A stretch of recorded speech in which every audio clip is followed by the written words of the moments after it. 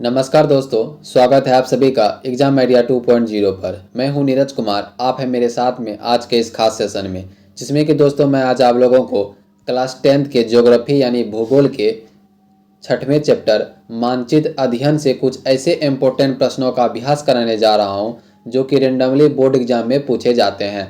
तो दोस्तों आप लोग वीडियो के अंत तक जरूर बने रहें। जो दोस्त इस चैनल पे नए हैं तो चैनल को सब्सक्राइब करके बेल आइकन को दबाना ना भूलें, ताकि मेरा हर एक इम्पोर्टेंट और लेटेस्ट वीडियो सबसे पहले आप तक पहुंच पाए।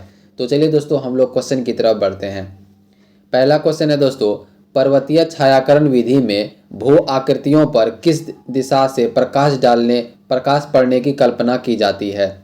ऑप्शन में है दोस्तों उत्तर पूर्व, पूर्व दक्षिण, उत्तर पश्चिम या फिर दक्षिण पश्चिम। तो इसका सही आंसर हो जाएगा ऑप्शन नंबर सी, उत्तर पश्चिम। अगला प्रश्न है, उच्चावास प्रदर्शन के लिए हेसियर विधि का विकास किसने किया था। ऑप्शन में है गुटेनबर्ग, लेहमान, गीगर या फिर रीटर। तो इसका सही आंसर हो जाएगा ऑप्शन नंबर बी, लेहमान। अगला प्रश्न है, तल चिन्ह की सहायता से किसी स्थान विशेष की मापी गई ऊंचाई को क्या कहा जाता है। ऑप्शन में है स्थानिक ऊंचाई, विशेष ऊंचाई, समोच्च रेखा या फिर त्रिकोणमितीय स्टेशन। तो इसका सही आंसर हो जाएगा ऑप्शन नंबर ए, स्थानिक ऊंचाई। अगला प्रश्न है, स्तररंजन विधि के अंतर्गत मानचित्रों में नीले रंग से किस भाग को दिखाया जाता है। ऑप्शन में है पर्वत, पठार, मैदान या फिर जल। तो इसका सही आंसर हो जाएगा ऑप्शन नंबर डी, जल। अगला प्रश्न है दोस्तों, जब समोच्च रेखाएं संकेंद्रीय वृत्ताकार हो जिनके बीच की समोच्च रेखा अधिक ऊंचाई प्रदर्शित करती हो, तब इससे किस प्रकार की भू आकृति का अनुमान लगाया जाता है। ऑप्शन में है पहाड़, पठार, मैदान या फिर झील। तो इसका सही आंसर हो जाएगा ऑप्शन नंबर ए, पहाड़। अगला प्रश्न है, प्राकृतिक मानचित्र में मरुभूमि को किस रंग से प्रदर्शित किया जाता है। ऑप्शन में है लाल, पीला, नीला या फिर हरा। तो इसका सही आंसर हो जाएगा ऑप्शन नंबर बी, पीला। अगला प्रश्न है, किसी स्थलाकृति को प्रदर्शित करने के लिए कंटूर रेखाओं द्वारा गोल या चौकोर आकृति बनाई जाती है तथा उनके बीच में दूर तक खाली जगह छोड़ी जाती है। ऑप्शन में है पहाड़, पठार, जलप्रपात या फिर नदी घाटी। तो इसका सही आंसर हो जाएगा ऑप्शन नंबर बी, पठार। अगला प्रश्न है, उच्चावाच प्रदर्शित करने के लिए हेसियर विधि का विकास किस विद्वान ने किया। ऑप्शन में है लेहमान, गुटेनबर्ग, गिगनर या फिर हमबोल्ट। तो इसका सही आंसर हो जाएगा ऑप्शन नंबर ए, लेहमान। अगला प्रश्न है दोस्तों, स्तररंजन विधि के अंतर्गत नीले रंग से किस स्थलाकृति को दिखाया। ऑप्शन में है पहाड़, पठार, मैदान या फिर जलीय भाग। तो इसका सही आंसर हो जाएगा ऑप्शन नंबर डी, जलीय भाग। अगला प्रश्न है, पृथ्वी पर पाई जाने वाली भू आकृतियों में इनमें से क्या नहीं होता है। ऑप्शन में है लंबाई, चौड़ाई, मोटाई या फिर गहराई। तो इसका सही आंसर हो जाएगा ऑप्शन नंबर डी, गहराई। अगला प्रश्न है, हेसियर विधि में अधिक ढालुओं भाग कैसा दिखता है। ऑप्शन में है सफ़ेद, काला, नीला या फिर पीला। तो इसका सही आंसर हो जाएगा ऑप्शन नंबर बी, काला। अगला प्रश्न है, स्तररंजन विधि के अंतर्गत हल्के कत्थई रंग से किस स्थलाकृति को दिखाया जाता है। ऑप्शन में है पर्वत, पठार, मैदान या फिर गुफा। तो इसका सही आंसर हो जाएगा ऑप्शन नंबर ए, पर्वत। अगला प्रश्न है, स्तररंजन विधि के द्वारा बर्फीले क्षेत्र को किस रंग से दिखाया जाता है। ऑप्शन में है पीला, सफ़ेद, नीला या फिर हरा। तो इसका सही आंसर हो जाएगा ऑप्शन नंबर बी, सफ़ेद। अगला प्रश्न है, समुद्र की जल सतह सभी जगह कैसी होती है। ऑप्शन में है बराबर, ऊपर नीची, कहीं ऊपर कहीं नीची या फिर सभी गलत। तो इसका सही आंसर हो जाएगा ऑप्शन नंबर ए, बराबर। अगला प्रश्न है दोस्तों, BM किसे प्रदर्शित करता है?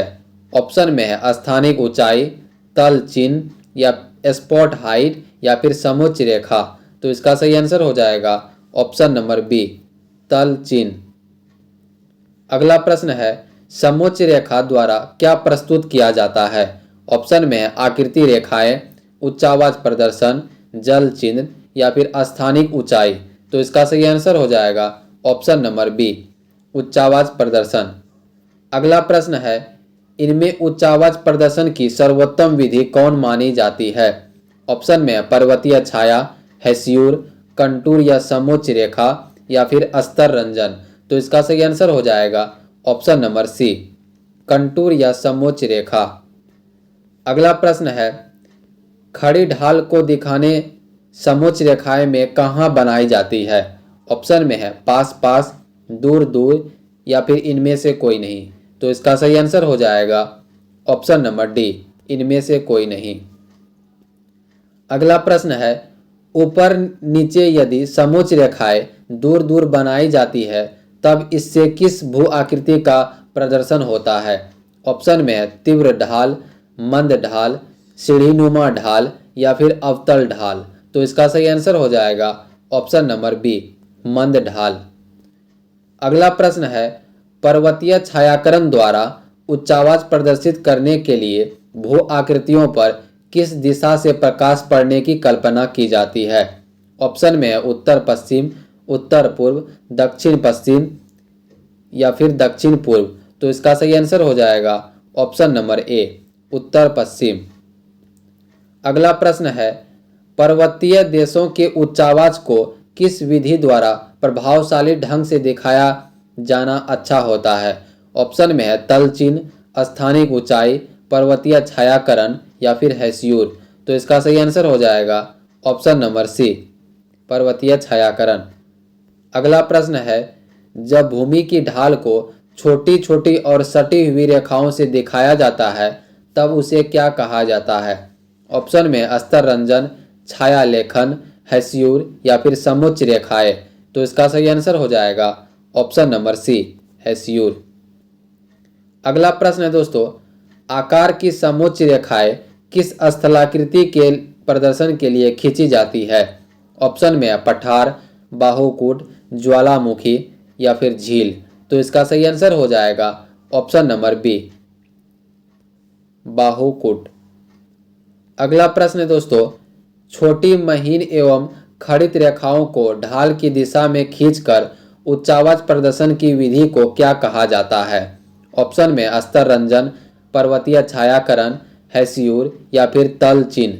तो इसका सही आंसर हो जाएगा ऑप्शन नंबर सी, हेस्यूर। अगला प्रश्न है, छोटी मापनी के मानचित्रों में उच्चावाच प्रदर्शन के लिए किस विधि का सहारा लेना उपयुक्त होता है? ऑप्शन में अस्तर रंजन, हेस्यूर, तल चिन्ह या फिर पर्वतीय छायाकरण। तो इसका सही आंसर हो जाएगा ऑप्शन नंबर डी, पर्वतीय छायाकरण। अगला प्रश्न है, कौन विधि उच्चावाच प्रदर्शन की विधि नहीं है? ऑप्शन में है हेस्यूर, समोच्च रेखा, अंक विधि या फिर रंग विधि। तो इसका सही आंसर हो जाएगा ऑप्शन नंबर सी, अंक विधि। अगला प्रश्न है दोस्तों, तल चिन्ह के संदर्भ में किसी स्थान की मापी गई ऊंचाई को क्या कहा जाता है? ऑप्शन में स्थानिक ऊंचाई, पहाड़, बेंचमार्क या फिर पठार। तो इसका सही आंसर हो जाएगा ऑप्शन नंबर ए, स्थानिक ऊंचाई। तो दोस्तों आज का वीडियो आपको कैसा लगा कमेंट सेक्शन में कमेंट करके जरूर बताएं। यदि इस चैनल पे आप नए हैं तो चैनल को सब्सक्राइब करके बेल आइकन को दबाना ना भूलें और अपने दोस्तों में शेयर करना ना भूलें। धन्यवाद।